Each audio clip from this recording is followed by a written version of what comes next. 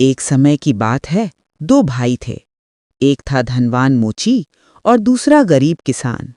एक दिन जब किसान अपने खेतों की ओर जा रहा था तो उसने एक बरगद के पेड़ के नीचे 13 आदमियों को देखा, जिनके हाथों में छुरे थे और सभी की शक्ल इतनी डरावनी थी कि कमजोर दिल वाला तो मर ही जाए। डाकू, लुटेरे! बेचारा किसान डर गया और झाड़ियों में छुपकर बैठ गया। उसने देखा कि वे सब बरगद के मोटे तने तक गए और उनका मुखिया बोला, प्यारे बरगद जग जा, जग जा। और ऐसा लगा मानो बरगद जम्हाई लेता हुआ जाग गया, उसका मुंह खुल गया। एक एक करके सारे लुटेरे उसके भीतर घुस गए। किसान अपनी जगह से हिला तक नहीं, चुपचाप बैठा देखता रहा। कुछ देर बाद वे सभी बाहर निकल आए। मुखिया सबसे पीछे था। वह फिर बोला, प्यारे बरगद सो जा, सो जा। और बरगद का तना फिर बंद हो गया, मानो कभी खुला ही न था। जब डाकू चले गए तो किसान ने भी वही सब कुछ दोहराने की सोची। वह पेड़ के पास जाकर बोला, प्यारे बरगद जग जा, जग जा। अरे वाह, बरगद का तना खुल गया। किसान अंदर गया। वहां सीढ़ियां थीं जो नीचे की ओर जा रही थीं। वह नीचे उतरते हुए एक गुफा में पहुंच गया, जहां फर्श से छत को छूते हुए 13 खजानों के ढेर थे, जिनमें सोना, हीरा, अशर्फियां और अनेक दूसरे कीमती जवाहरात भरे थे। बेचारे किसान की आंखें फटी की फटी रह गईं। कुछ देर में जब चेत आया तो उसने अपनी जेबें भरनी शुरू की। कोट की जेबें, कुर्ते की जेबें, पजामे की जेबें, पजामे का नेफा, जहां भी जगह महसूस हुई वह धन भरता रहा। बाहर निकलकर प्यारे बरगद सो जा, सो जा कहा, और जब तना बंद हो गया तो भचकता लंगड़ाता घर को चला।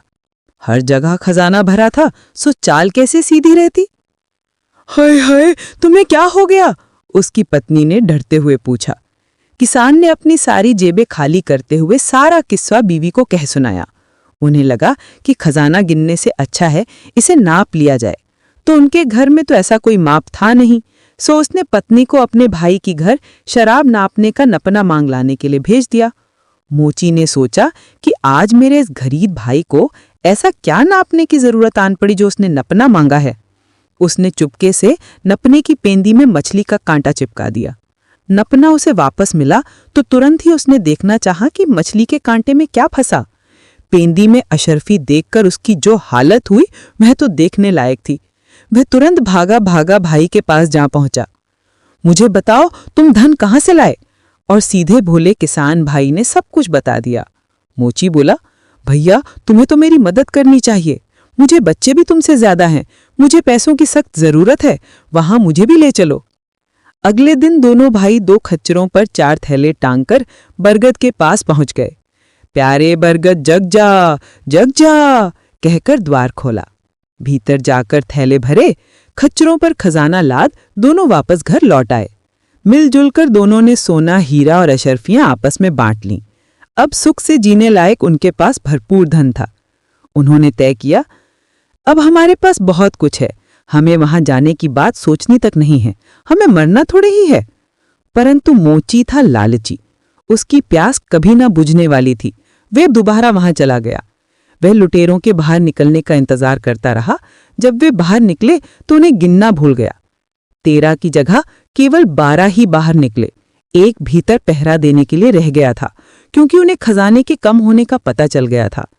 जब मोची अंदर घुसा तो लुटेरा उस पर टूट पड़ा और मोची को सूअर की तरह काटकर उसके 4 टुकड़े करके पेड़ की डालियों पर लटका दिया।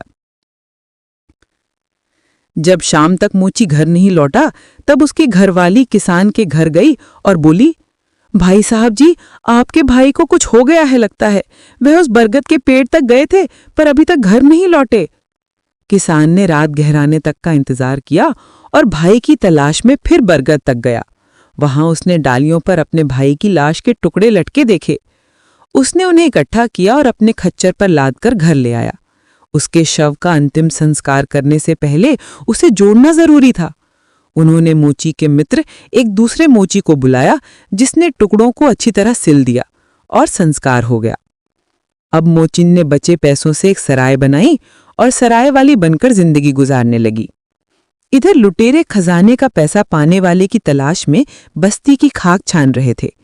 ऐसा करते हुए एक डाकू का जूता टूट गया तो वह जूता बनवाने के लिए मूची के पास गया और बोला, मित्र, क्या तुम मेरा ये जूता सिल पाओगे?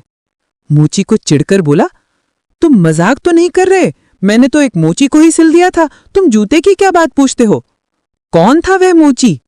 मेरा ही साथी था, बेचारे को किसी ने टुकड़े टुकड़े कर दिया। वह उस सराय की मालकिन का पति था। बस डाकुओं को पता चल गया कि खजाने का लूटा हुआ धन किसको मिला है। उन्होंने लकड़ी का बहुत बड़ा डोल बनवाया। उसमें 11 लुटेरे छुपकर बैठ गए। 2 उस डोल को गाड़ी पर लादकर गाड़ीवान बनकर ले चले। सराय के आगे जाकर वे रुके। एक लुटेरा मालकिन के पास जाकर बोला, देवी जी, क्या हम कुछ देर के लिए इस डोल को यहाँ रख सकते हैं? हमें खाना भी चाहिए। क्यों नहीं, आराम से भीतर आइए, तब तक मैं खाने का प्रबंध करती हूँ। ऐसा कहकर उसने गाड़ी वालों के लिए खिचड़ी बनाने के लिए पानी उबलने चढ़ा दिया। उधर राम जी की माया देखिए, सराय की मालकिन की बेटी डोल के पास ही खेल रही थी। उसने डोल से आती फुसफुसाहट सुनी तो ध्यान से सुनने लगी। अब हम इस औरत को मजा चखाएंगे। यह सुनकर बिटिया रानी भागी भागी माँ के पास आई और सारी बात बता दी। माँ ने आव देखा ना ताव खिचड़ी के लिए चढ़ाए पानी की पतीली का खौलता पानी डोल में डाल दिया। दोनों गाड़ीवान बने हुतेरों के लिए खिचड़ी बनाई और उसमें भांग मिला दी।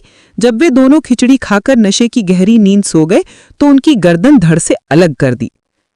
फिर बेटी को काजी को बुलाने भेज दिया। काजी ने आते ही 13 लुटेरों को पहचान लिया।